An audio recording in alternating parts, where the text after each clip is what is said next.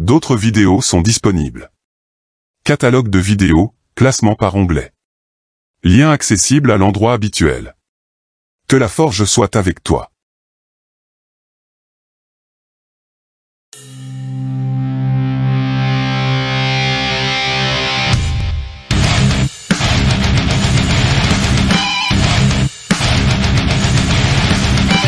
Mes respects à tout le monde, bienvenue dans la forge du Quantum. Aujourd'hui, forge NaN numéro 42, étude de fonction. Et on commence sans plus attendre par l'exercice numéro 1, avec lequel ton cerveau va atteindre sa température optimale d'utilisation. C'est parti. Étude de f de x égale à exponentielle de 1 moins x sur x au carré, plus x, plus 1. Petit a, donner le domaine de définition de f. Par définition, le numérateur existe sur l'ensemble complet des réels. Par contre, le dénominateur ne peut pas être égal à 0, et comme il est du second degré, utilisation du discriminant delta pour déterminer les racines qui l'annulent. A égale à 1, b et c aussi, delta égale à b au carré moins 4ac, ce qui donne moins 3. Delta négatif, donc le dénominateur ne s'annule jamais, vu qu'il sera du signe de a. Par conséquent, le domaine de définition de la fonction, noté df, sera ensemble complet des réels. Next. Petit b, calculer la dérivée de f. F est du type u sur v, donc f' sera égal à u'v moins uv' sur v carré.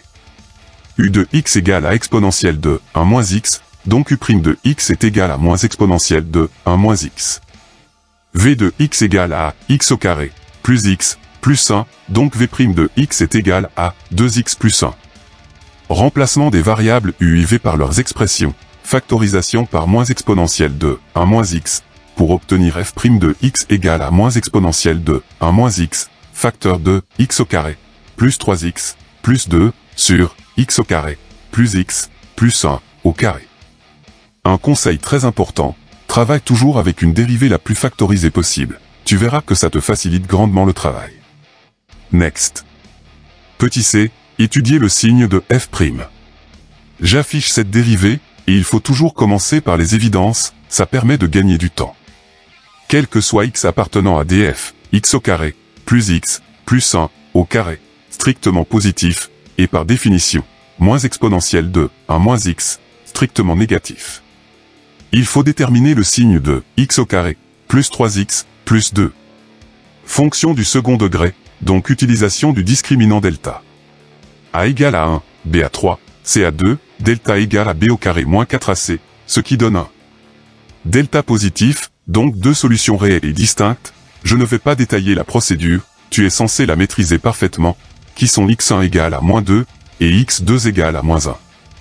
Petit tableau de signes ne contenant que les termes du numérateur, celui du dénominateur étant toujours strictement positif, il est sans effet sur le signe de l'expression. Comme par définition, moins exponentielle de 1 moins x, strictement négatif, des moins sur toute la ligne. Pour la ligne suivante, du signe a à l'extérieur des racines donc, plus ici, et moins là. Règle des signes dans la dernière ligne donc, moins, plus, moins. Next. Petit d, calculer les limites de f en plus l'infini, et en moins l'infini. En utilisant l'expression donnée par l'énoncé, que ce soit en plus l'infini ou en moins l'infini, tu auras systématiquement une forme indéterminée. Par conséquent, il faut modifier l'écriture de la fonction. Au lieu d'utiliser la technique de la factorisation, j'ai opté pour une autre méthode.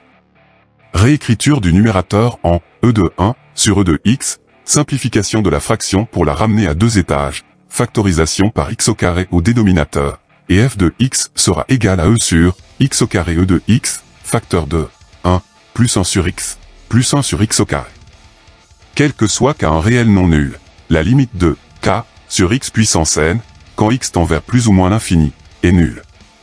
Donc, la limite de 1, plus 1 sur x, plus 1 sur x au carré, quand x tend vers plus ou moins l'infini, sera 1.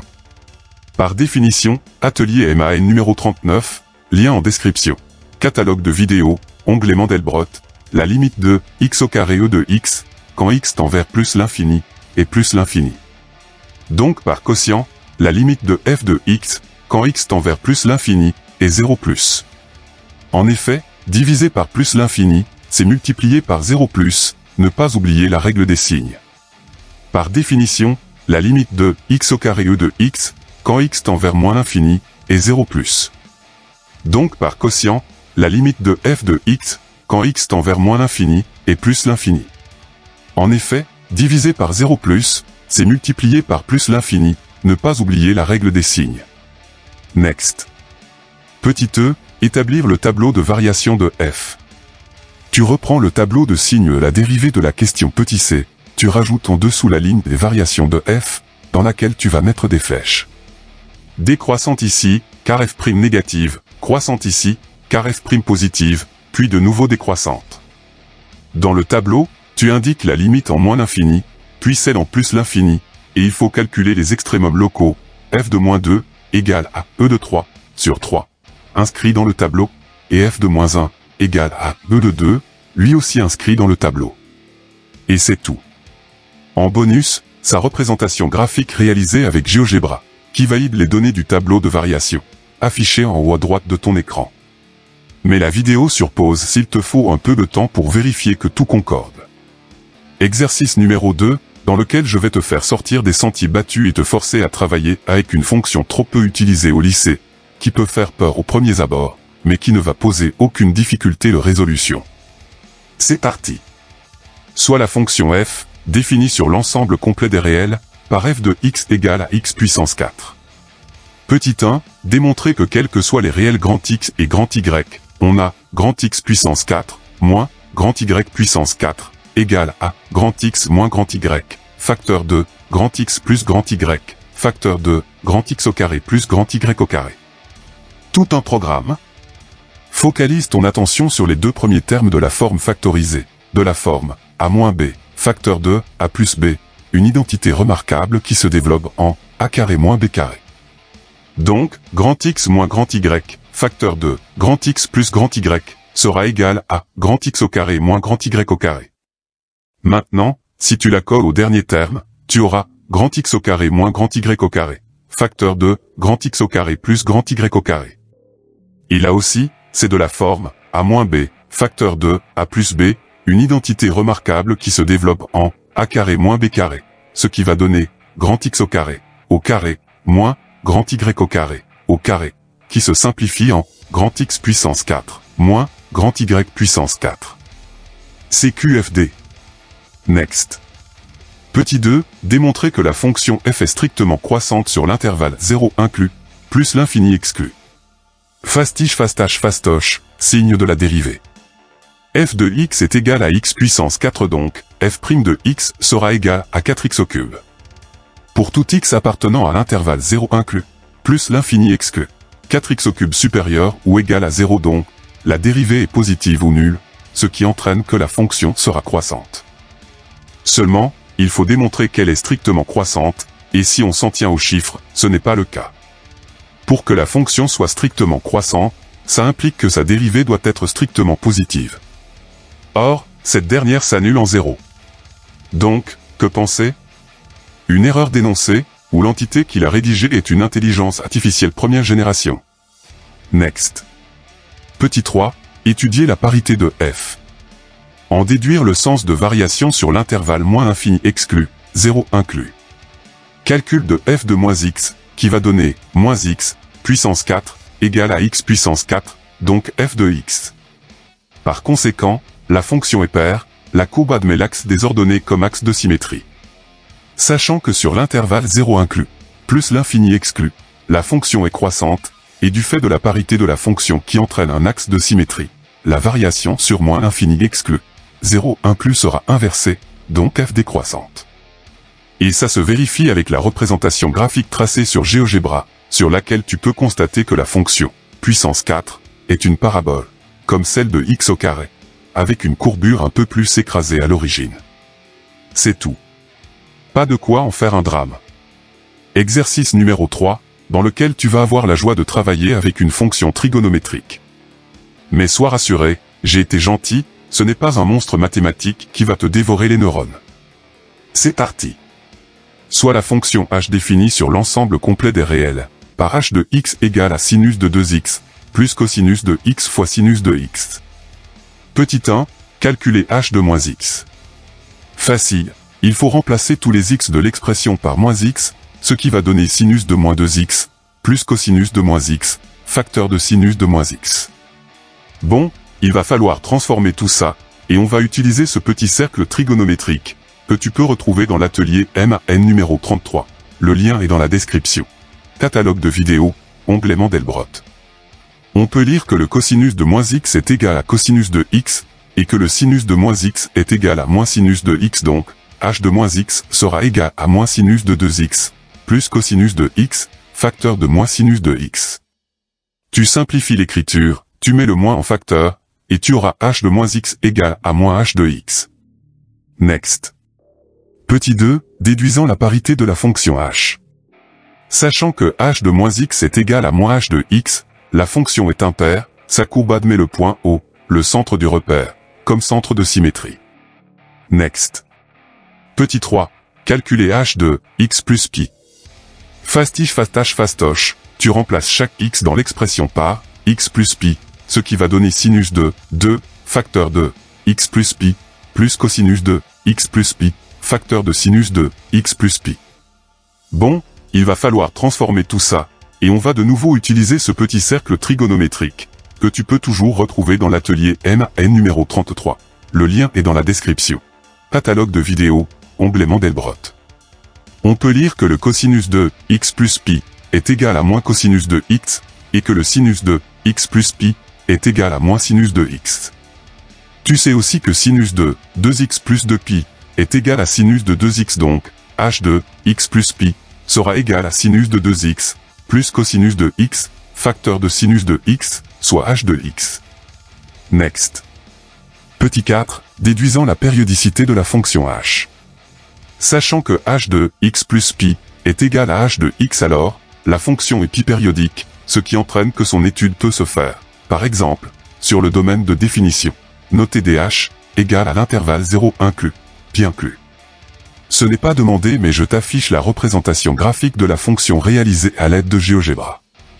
Tu peux facilement constater le fait qu'elle soit impaire, le centre O est centre de symétrie, et sa pi périodicité, le motif qui se répète est compris entre 0 et pi. Exercice numéro 4, dans lequel on quitte la trigonométrie pour se plonger dans les fonctions polynômes de degré 3. C'est parti. On considère la fonction f de x égale à x au cube, moins 3x, plus 1, définie sur l'ensemble complet des réels, et cf sa courbe représentative dans un repère. Petit 1, déterminer une équation de la tangente, notez grand T, à cf au point d'abscisse 1/2. Ok. De la fonction, tu détermines sa dérivée, puis tu calcules le nombre dérivé en 1/2, égal à moins 9 quarts, puis l'image de 1/2 par la fonction f, égale à moins 3/8. L'équation de la tangente sera égale à f' de a, facteur de x moins a, plus f de a, donc y égale à f' de 1/2, facteur de x moins 1/2, plus f de 1/2, remplacement par les valeurs numériques, et y égale à moins 9 quarts de x, plus 3 quarts. Next. Petit 2, déterminer les réels a, b et c, tels que f de x moins 9 quarts de x, plus 3 quarts, égale à x plus 1, facteur de ax au carré, plus bx, plus c, pour tout réel x. Dans l'expression donnée, tu remplaces f de x de la partie gauche par x au cube, moins 3x, plus 1, puis tu mets tout sur le même dénominateur, réduction, puis séparation des termes pour obtenir x au cube, moins 3 quarts de x, plus 1 quart. Ensuite, tu couples ça avec la partie droite de l'expression donnée, que tu développes, double distributivité. Tu rassembles ce qui se ressemble pour avoir x au cube, moins 3 quarts de x, plus 1 quart, égale à ax au cube, plus x au carré facteur de a plus b, plus x facteur de b plus c, plus c. La résolution se fera par identification, donc x au cube égale à ax au cube, 0 égale à x au carré facteur de a plus b, pas de x au carré dans la fonction, moins 3 quarts de x égale à x facteur de b plus c, et 1 quart égale à c. Par calcul, a égale à 1, b à moins 1, c à 1 quart. Par conséquent, f de x moins 9 quarts de x, plus 3 quarts, égale à x plus 1, facteur de x au carré, moins x, plus 1 quart. Next. Petit 3, à l'aide des questions précédentes, étudiez les positions relatives de CF et de grand T. Reprenons l'expression déterminée dans la question précédente, dont il va falloir déterminer son signe. X plus 1 supérieur ou égal à 0, soit x supérieur ou égal à moins 1. Pour x au carré moins x plus 1 quart, c'est la forme développée de x moins 1 demi au carré. Si tu ne la vois pas, il te suffira de faire le discriminant delta. A égale à 1, b à moins 1, c à 1 quart, delta égale à b au carré moins 4ac, soit 0. Delta nul, une racine double est réelle, notée x0, égale à moins b sur 2a, ce qui donne bien 1 demi. Je te rappelle que sa forme factorisée est a, facteur de x moins x0, au carré, soit x moins 1 demi, au carré. Tableau de signes standard d'une fonction, la dernière ligne renseignant de la position de CF par rapport à grand T. Signe dans la ligne du x plus 1, puis dans celle du x moins 1 demi, au carré, toujours positif, sauf en 1 demi où il s'annule. Règle des signes pour déterminer celui de l'avant-dernière ligne, moins, plus, ce qui implique que la position de CF par rapport à grand T sera dessous en moins infini et moins 1, dessus en moins 1 et 1 demi, puis dessus au-delà de 1 demi. Au point d'abscisse moins 1 et 1 demi, la courbe et la droite seront séquentes. Pour t'en rendre compte, voici un graphique contenant la courbe CF, en rouge, et la tangente grand T, en bleu. La lecture graphique confirme les informations rassemblées dans le tableau précédent, que je remets sur ton écran. Je te conseille de faire pause si tu as besoin de temps pour vérifier et contrôler la qualité de mon travail. Exercice numéro 5, avec lequel on revient sur les fonctions trigonométriques, et tu te doutes bien que j'ai choisi un énoncé qui ne fait pas dans la dentelle. C'est parti. On considère la fonction f, définie sur l'intervalle 0 inclus, 2π inclus, par f de x égale à 2 cosinus carré de x, moins 2 cosinus de x, moins 1. Partie grand A, étude de la fonction f, et ça tombe bien, c'est le sujet principal de ce TD. Petit 1a, montrer que la dérivée de cosinus carré de x est moins 2 sinus de x cosinus de x. Par définition, la dérivée d'une fonction de type u carré est 2u' fois u. Tu poses u de x égale à cosinus de x, ce qui implique que u' de x sera égal à moins sinus de x. Soit g de x égale à cosinus carré de x, donc g' de x sera égal à 2 fois moins sinus de x, fois cosinus de x, que tu peux réarranger en moins 2 sinus de x cosinus de x, ce qui valide ce qu'il fallait montrer. Next. Petit 1b, déterminer la dérivée f' de la fonction f. On va avoir besoin de ce qui a été montré dans la question précédente, que je remets ici. F de x est égal à 2 cosinus carré de x, moins 2 cosinus de x, moins 1. Donc f' de x sera égal à 2, facteur de, moins 2 sinus de x cosinus de x, moins 2 facteur de, moins sinus de x, réduction. Et f' de x sera égal à moins 4 sinus de x cosinus de x, plus 2 sinus de x. Next. Petit 2a, vérifier que f' de x est égal à 2 sinus de x, facteur de 1, moins 2 cosinus de x. Grâce à la question précédente, tu sais que f' de x est égal à moins 4 sinus de x cosinus de x, plus 2 sinus de x.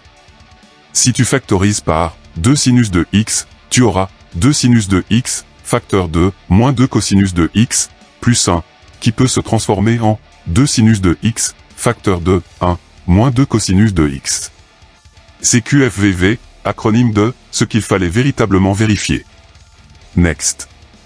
Petit 2b, étudier le signe de f', et en déduire le tableau de variation de la fonction f. Je te rappelle qu'on est sur l'intervalle 0 inclus, 2π inclus, et je remets sur l'écran la dérivée. La détermination de son signe se fait de manière classique, même si tu dois prendre des dispositions particulières à cause de la présence des fonctions trigonométriques.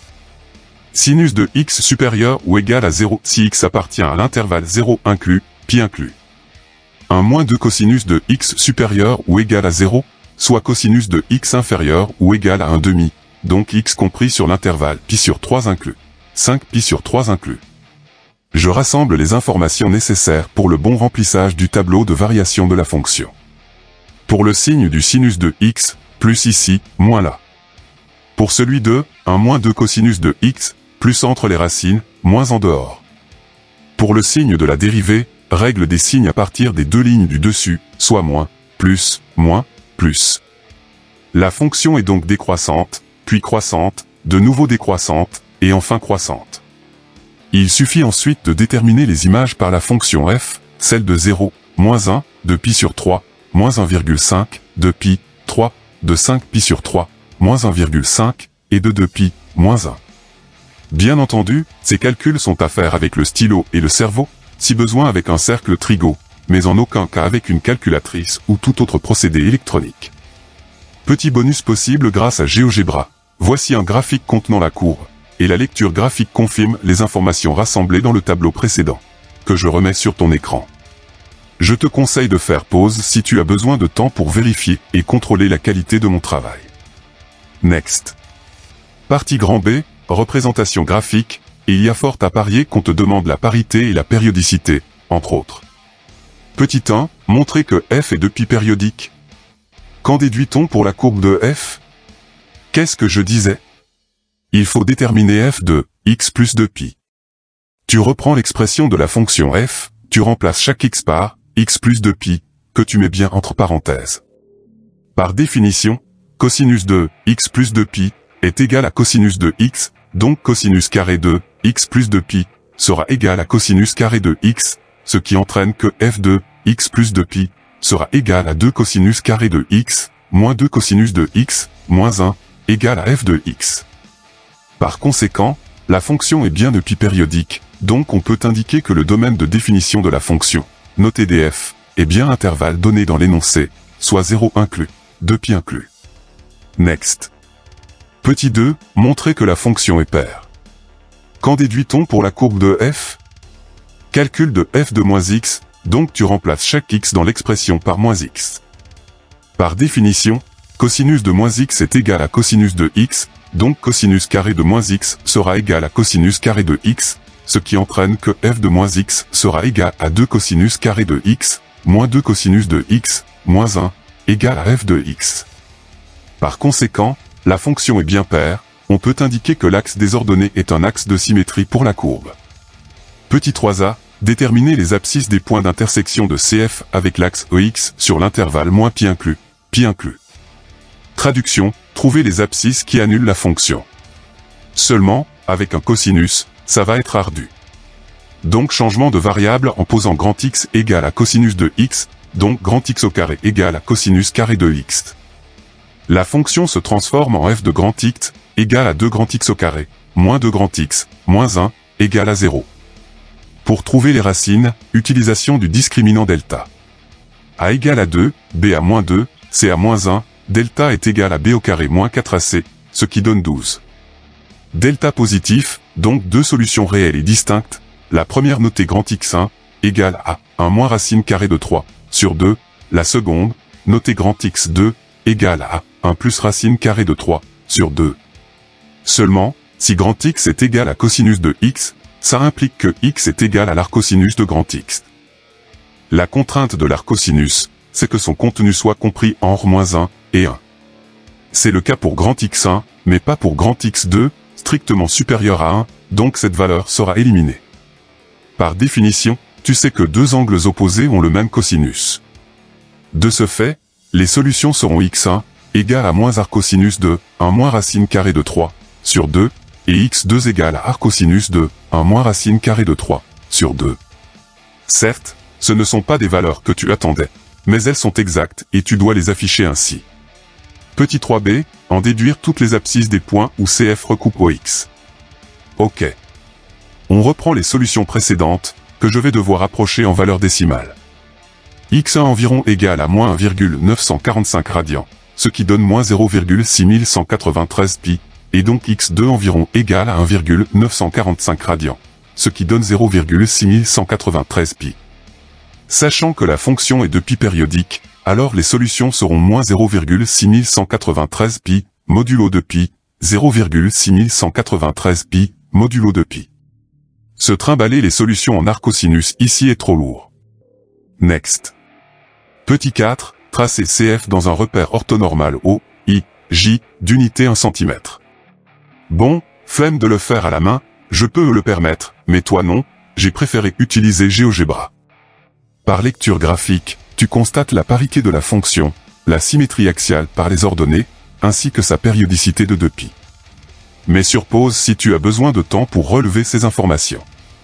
Exercice numéro 6, dans lequel j'ai décidé de te faire sortir de ta zone de confort en étudiant une fonction que tu ne vois que trop rarement au lycée. Pas sûr que tu apprécies, mais je m'en moque. C'est parti. On rappelle que la fonction tangente est définie par tangente de x égale à sinus de x sur cosinus de x. Petit 1, résoudre dans l'ensemble complet des réels, l'équation cosinus de x égale à 0. Le plus simple est d'utiliser un cercle trigonométrique, et je vais reprendre celui-là. Pour que le cosinus s'annule, ça veut dire que x, et moins x par la même occasion, se retrouvent sur l'axe désordonné. Donc, les angles associés seront moins pi sur 2, modulo de pi, et pi sur 2, modulo de pi. Dans ce cas précis, compte tenu que les deux angles se font face, donc espacés d'un angle pi, il est possible d'écrire que pour que le cosinus soit nu, x doit prendre pour valeur pi sur 2, modulo pi. Next. Petit 2, en déduire l'ensemble de définitions de la fonction tangente. Reprenons. Le cosinus s'annule pour x égale à pi sur 2, modulo pi. Si tu poses f de x égale à tangente de x, le cosinus, au dénominateur, ne doit pas s'annuler. Par conséquent, le domaine de définition, noté df, sera ensemble complet des réels privés de pi sur 2, modulo pi. Next.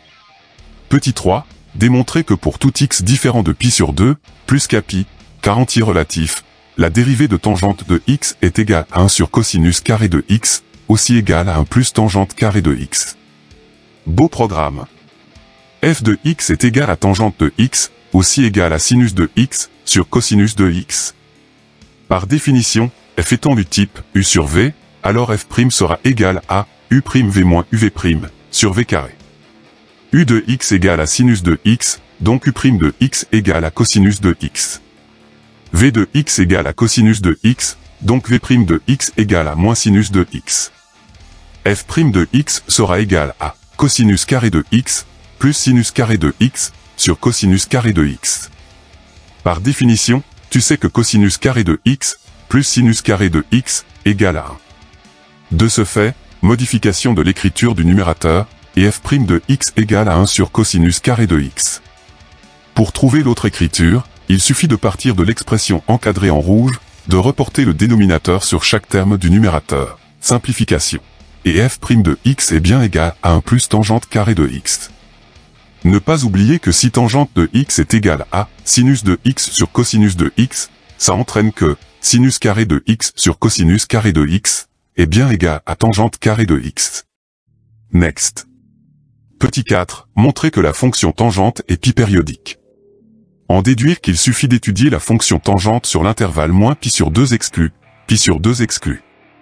Première chose à faire, calculer f de x plus pi, ce qui va donner tangente de x plus pi, soit sinus de x plus pi, sur cosinus de x plus pi. Pour simplifier le sinus et le cosinus, ce petit cercle trigo va être fort appréciable. Par lecture graphique, le sinus de x plus pi est égal à moins sinus de x, le cosinus de x plus pi à moins cosinus de x. Remplacement, réduction, et f de x plus pi est égal à sinus de x sur cosinus de x, soit f de x. La fonction est effectivement pi périodique, ça veut dire qu'elle peut être étudiée sur un intervalle d'abscisse de dimension pi. Le domaine de définition étant l'ensemble complet des réels privés de pi sur 2, modulo pi, ça implique que tu peux commencer ton étude à partir de moins pi sur 2. Tu rajoutes ton écart de longueur pi, ce qui t'amène à pi sur 2. Par conséquent, l'intervalle, noté grand I, peut être l'intervalle moins pi sur 2 exclu, pi sur 2 exclu.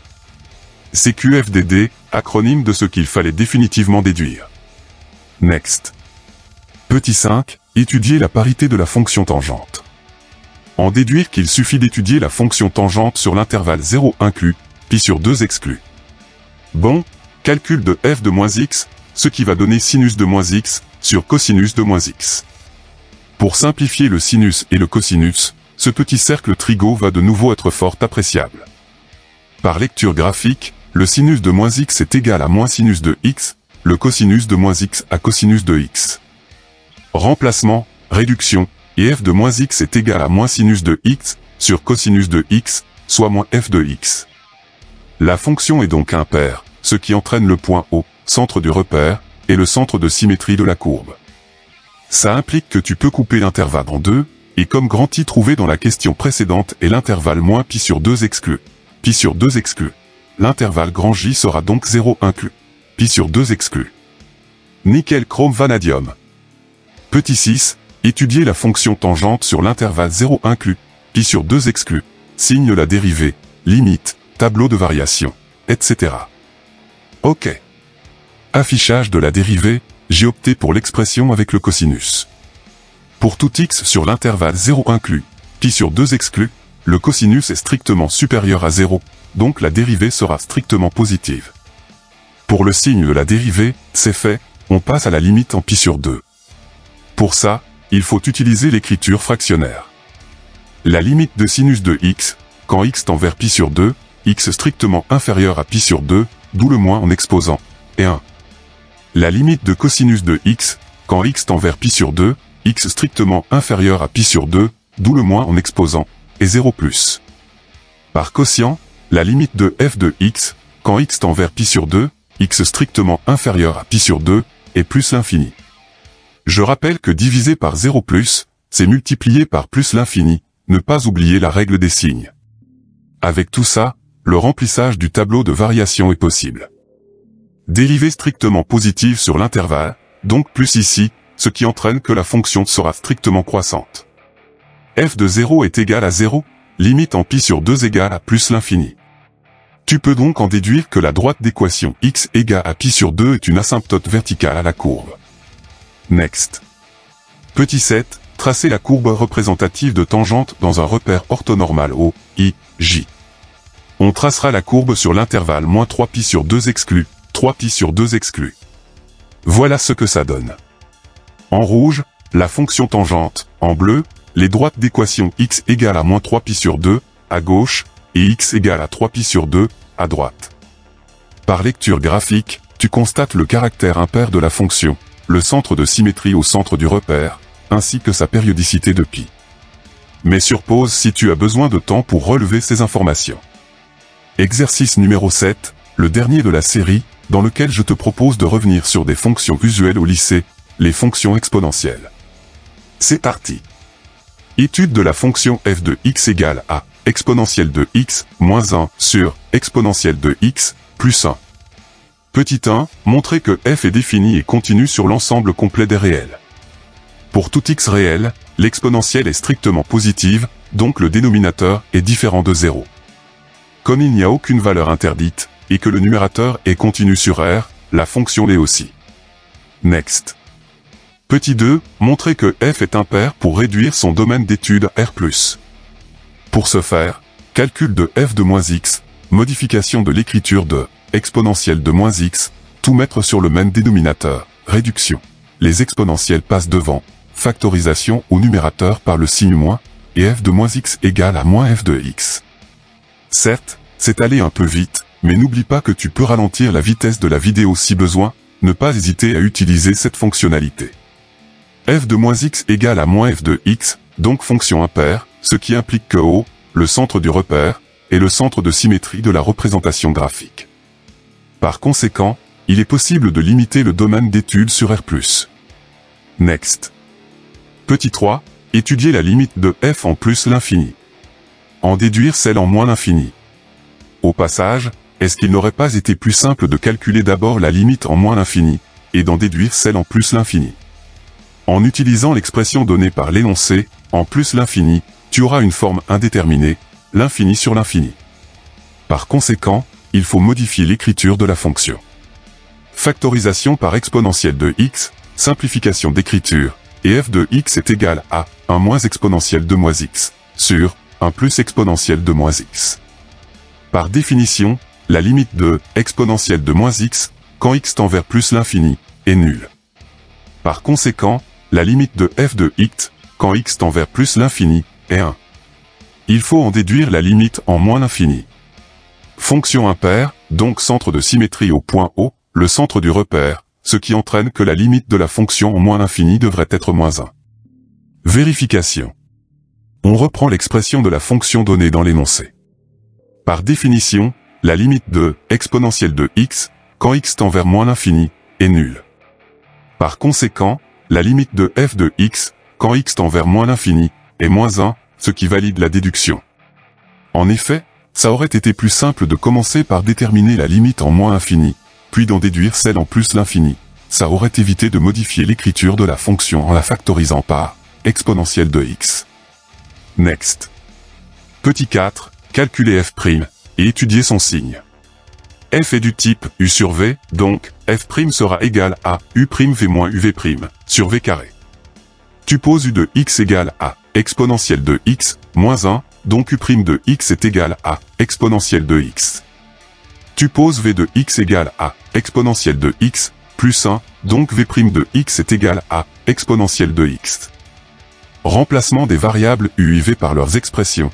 Réduction pour obtenir f' de x égale à 2 exponentielle de x, sur exponentielle de x, plus 1, au carré. Pour tout x de R+, 2 exponentielles de x strictement positives, et exponentielle de x, plus 1, au carré strictement positive, ce qui entraîne que la dérivée sera elle aussi strictement positive. Petit 5, dresser le tableau de variation de f, et tracer sa courbe représentative. Pour le tableau de variation, fait dans le classique. Dérivée strictement positive, donc plus, ce qui implique une fonction strictement croissante. La limite en moins l'infini, celle en plus l'infini, et c'est fini. Enfin, pas vraiment. Tu peux déduire de ce tableau que la droite d'équation y égale à -1 est asymptote horizontale à la courbe au voisinage de moins l'infini, tout comme la droite d'équation y égale à 1 est asymptote horizontale à la courbe au voisinage de plus l'infini. D'un point de vue graphique, ça donne ça. Par lecture graphique, tu constates le caractère impair de la fonction, le centre de symétrie à l'origine du repère, ainsi que ces deux asymptotes horizontales, que je n'ai pas tracées pour ne pas alourdir le graphe. Mais sur pause si tu as besoin de temps pour relever ces informations. La forge est désormais terminée. Des questions? Un complément d'information. Rejoins-moi dans l'espace commentaires. D'autres exercices en PDF, librement téléchargeables, sont disponibles dans la description de cette vidéo. À toi de forger maintenant. Prochaine vidéo sur l'enclume. Que la forge soit avec toi. Stay tuned. Tchuss.